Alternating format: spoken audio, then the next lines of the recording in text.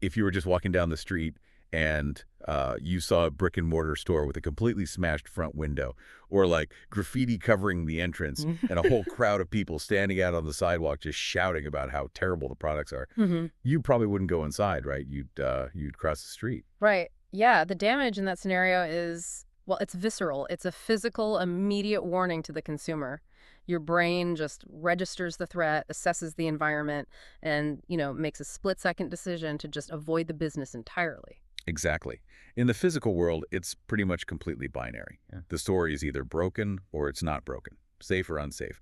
But I mean, the moment we transition to the digital world, that smashed window and, that angry crowd, Yeah. they operate under completely different laws of physics. They really do. And the scary part is the damage might be utterly invisible to the business owner who's just, sitting in their office. Yeah. While simultaneously being broadcast to literally thousands of potential customers globally. So today we are taking a deep dive into the hidden machinery of what the industry calls online reputation management, or ORM. Right. We have this stack of promotional materials and service breakdowns from a Melbourne-based agency called Digifix, and it really provides a fascinating look under the hood. It does. And the core premise they establish right away is something that honestly every modern business wrestles with, regardless of size. In our current digital ecosystem, consumers have near infinite options at their fingertips. Oh, absolutely. Crucially, they do extensive research before they ever even consider making a purchasing decision. Trust and credibility are won or lost entirely in the digital ether, long before a customer even makes contact with a brand or, walks into a physical location. Okay, let's unpack this, because our goal today isn't to just read through a company brochure or list off their services, right? We are using this Digifix material as a window into how digital identities are actually curated, how they are defended, and how they're repaired in real time. We're basically looking at the blueprints for a modern digital fortress. And securing that digital storefront requires understanding that attacks can come from anywhere at any time. A one-star review, an angry tweet, or a critical blog post can manifest overnight and immediately begin turning away traffic. It's terrifying for a business owner, honestly. It is. So, to combat this, agencies employ continuous active surveillance. Right, so monitoring platforms like Google and social media channels, that seems like the obvious first step, right? The documentation points heavily toward this daily grind of tracking brand mentions and addressing negative feedback. Yes, that's their first line of defense. But I mean, passively watching a radar screen doesn't actually stop a missile. If a customer is genuinely angry, an apologetic reply from a brand account feels a bit like, I don't know, putting a tiny Band-Aid on a very loud, very public wound. Well, what's fascinating here is that the objective isn't actually to change the mind of that single angry customer. Wait, really? It's not. Not primarily, no. The mechanics described in the source material reveal a two-pronged strategy that is aimed almost entirely at the spectators. Oh, wow. First, you neutralize the negative by showing responsiveness. Addressing the feedback publicly signals to all the onlookers that the business is attentive. Second, and honestly far more importantly, the agency actively manufactures a positive echo chamber to drown out the isolated complaints. That is wild. Managing this feels like hosting a massive, never-ending dinner party where you have to, eavesdrop on every single conversation happening at the table. That's a great way to picture it. Right. If someone starts complaining loudly about the soup, you rush over, apologize, offer a replacement, and then immediately turn to the 10 people sitting next to them and loudly ask how much they loved the appetizer. That captures the dynamic perfectly because, think about it, most satisfied customers are inherently silent. Yeah, that makes sense. They receive the service they paid for, they are content, and they just, move on with their lives. The friction to leave a positive review is high because there's simply no emotional urgency. Right, whereas on my mad, I'm finding that keyboard immediately. Exactly. Conversely, an angry customer is highly motivated to speak. They feel wronged, and that anger fuels the effort required to log in, write a review, and post it. So if you just leave things to organic human behavior, your reviews will inevitably skew negative. Simply because the angry people are the only ones motivated enough to use the keyboard. Yes. So by actively encouraging satisfied customers to leave positive reviews, these agencies are structurally changing the math. Structurally changing the math. I like that. The source mentions proactive engagement to build trust. In practice, this means implementing systems that prompt customers for a review at the exact moment of maximum satisfaction. Oh, like when you get that automated SMS, that literal second attack just dropped on your porch. Exactly that. Or an email immediately following a really successful service call. You are reducing the friction for the happy customer to share their experience. You are systematically extracting that hidden customer satisfaction and basically just putting it on a public billboard. It's a game of volume, isn't it? Very much so. Like if you have 10 bad reviews, you don't necessarily try to delete all 10. You just generate 500 positive ones. So the negative feedback becomes a statistical anomaly to anyone reading the page. That's the exact strategy. I mean, think about the last time you bought something online. Did you heavily scrutinize the 3-star reviews? Or did the sheer volume of 5-star reviews convince you to just hit add to cart? That volume is rarely an accident. And this strategy extends across social media channels as well. It involves consistently pushing content that aligns with the brand's values. It is a continuous reinforcement of a positive narrative. So it builds up a buffer. Right. It creates a baseline of goodwill that helps insulate the brand against those minor day-to-day complaints. But eavesdropping on social media and prompting happy customers only works for, minor complaints and standard service hiccups. What happens when a pipe bursts? Then the strategy has to shift dramatically. Right, because what happens when a highly critical news article, or like a viral blog post, or just a massive wave of outdated, misleading reviews permanently etches itself onto the first page of Google? Yeah, that's the nightmare scenario for a brand. A simple, "We're sorry you had a bad experience" response is absolutely not going to fix a front-page expose.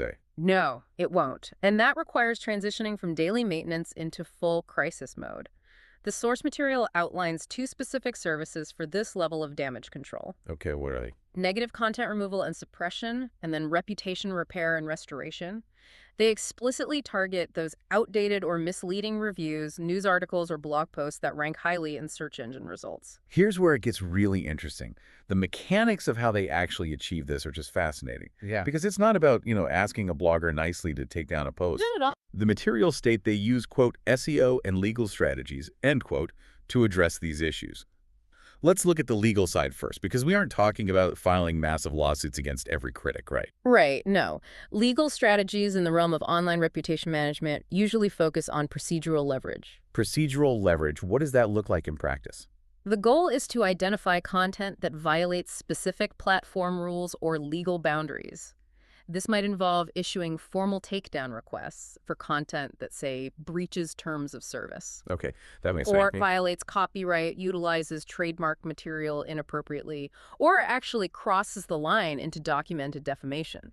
So it's a highly structured approach to force platforms, rather than the creators of the content, to remove the material. Exactly, you go to the host. Like, if a competitor posts a fake review using stolen images from your website, you don't waste time arguing with the competitor. You just file a copyright claim with Google, and Google removes the review. Precisely. The legal angle acts as a scalpel to remove whatever is definitively out of bounds. However, there's a catch. Let me guess, not everything damaging is legally removable. Exactly. A poorly written, highly critical blog post from a dissatisfied former employee might be perfectly legal and considered protected speech. Right, they're allowed to have a bad opinion. And if it gains traction and starts ranking on the first page of search results, you cannot simply force its removal. Which brings us to the suppression aspect. The source notes that they create positive content to push negative results down in search rankings. It's kind of like stuffing the ballot box, isn't it? That's a very accurate comparison. Because search engines like Google are essentially holding a continuous vote on what the most relevant information about a company is. If the negative blog post is currently winning the vote, the agency just creates hundreds of new, highly optimized voters to drown out the critic. To understand why this works, we have to look at how search algorithms actually function. Search engines prioritize several factors, primarily relevance, recency, and domain authority. Okay, domain authority. Break that down for us. Domain authority is basically a measure of how trusted a website is. So a major news outlet has a massive domain authority. A brand new personal blog has very little. Got it. If a negative article is hosted on a site with high domain authority, it will naturally rise to the top of the search results for that brand's name. Right, so to suppress that article, An agency can't just publish a few positive tweets. They have to generate new content on platforms that have an equal or higher domain authority than the negative post. Exactly. They will author press releases and distribute them through major wire services. They will optimize the company's profiles on highly trusted platforms like LinkedIn, Medium, or industry-specific directories. Wow, they just flood the zone. They really do. They might create specialized subdomains, publish white papers, or secure positive features in online publications. They are engineering a flood of new, highly relevant, highly authoritative content. And because search algorithms also favor recency, like you said, this sudden influx of fresh, authoritative content mathematically forces the older negative post lower down the rankings. That's the mechanics of suppression, yes. But let's pause here because this raises a pretty big practical question for me. The bad news is still technically there, isn't it? Like, if an agency pushes an article from page 1 of Google to page 3, the underlying problem hasn't been deleted. It still exists on a server somewhere. It does. But functionally, for the consumer doing research, it has been suppressed out of existence. Out of existence, just by moving it a few pages back. Yes, because human behavior on the internet is remarkably predictable. The vast majority of users literally never click past the first page of search results. I mean, I guess I rarely do. Most people don't. A significant percentage don't even scroll past the first 5 links. So if a piece of content is pushed to page 2 or 3, its visibility drops by over 90%. That is insane. So if it's not on page 1, it essentially didn't happen. From a business impact perspective, pretty much. The mechanics are highly effective. But the source material specifically distinguishes mere suppression from their next pillar, right? Reputation repair and restoration. They state that when a brand's reputation has been significantly damaged, suppression just isn't enough on its own. Right. Suppression acts as the tourniquet. It stops the bleeding and prevents new customers from seeing the damage. But it doesn't actually heal the wound. Right. Reputation repair and restoration, as outlined in the agency's materials, requires a long-term plan involving strategic content and engagement to actively improve public perception. So if a brand was caught, say, using poor quality materials, just hiding the single blog post that exposed it doesn't automatically make people trust the brand's quality again. There has to be like a physical therapy stage to actually repair the structural damage to the brand's image. Exactly. And that physical therapy involves rebuilding the narrative from the ground up. How so? It means identifying the specific areas where trust was eroded and aggressively highlighting actions that demonstrate credibility. Okay, so sticking with the poor quality example. If the issue is poor quality, the restoration campaign might focus entirely on transparency in manufacturing. They'd highlight new quality control measures and showcase third-party certifications. Oh, I see.